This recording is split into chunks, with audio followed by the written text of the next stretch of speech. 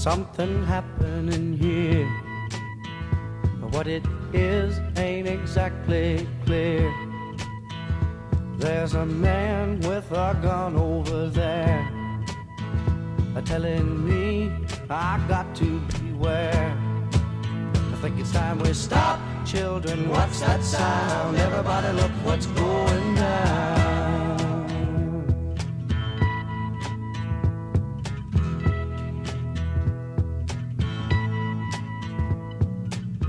There's battle lines being drawn.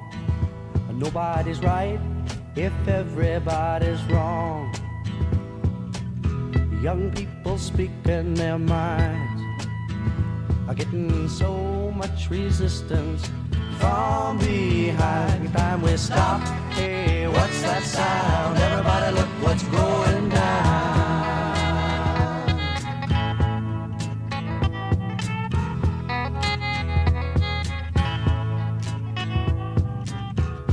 What a field day for the heat. 1,000 people in the street, singing songs and carrying signs. Mostly say hooray for our side. It's time we stop. Hey, what's that sound? Everybody look what's going down.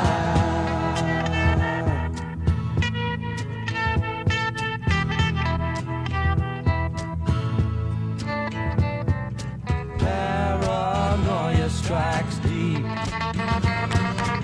into your life, it will creep. It starts when you're always afraid. Step out of line, the man come and take you away. We better stop. Hey, what's that sound? Everybody look what's going down. We better stop.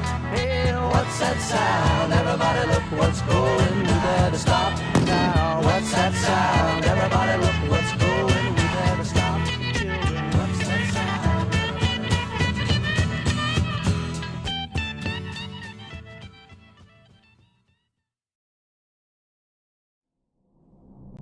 After the War on Terror, the world was split in two, democratic and autocratic, and the Iron Curtain once again fell across Europe.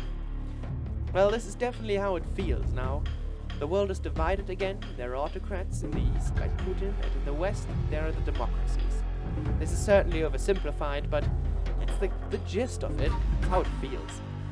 And parallels between now and back then are staggering. In recent years, protests and civil unrests have gotten much more common. Black Lives Matter, Unite the Right, Fridays for Future, and many more. People are not content with the status quo anymore. And there's a new enemy to unite against. NATO build-up seems inevitable, and the Cold War mentality gets brought up again and again.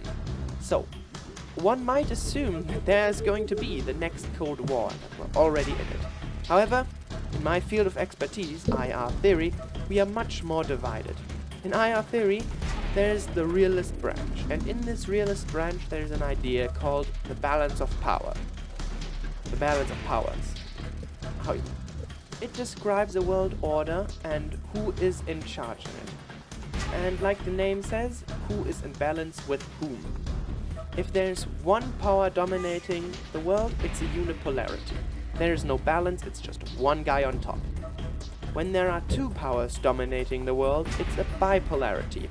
This is what it was during the Cold War, and this is like the status quo that it seems to be what we're racing towards. And then there's a multipolarity, the most unstable world order and what we had in the world for most of our history. So if we keep this in mind and look at the geopolitical situation out there, what do we see? Yikes. But hey, there are more indicators. For example, during the Cold War there were these terms introduced. The First World, the Second World, and the Third World. These were introduced to differentiate between allies and enemies and bystanders.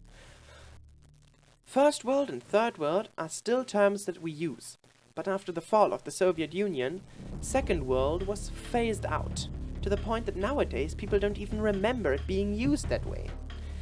If this were to turn into the Second Cold War, the term may come back into use. But we will never know. But the way it looks now, get ready for some turbulent years.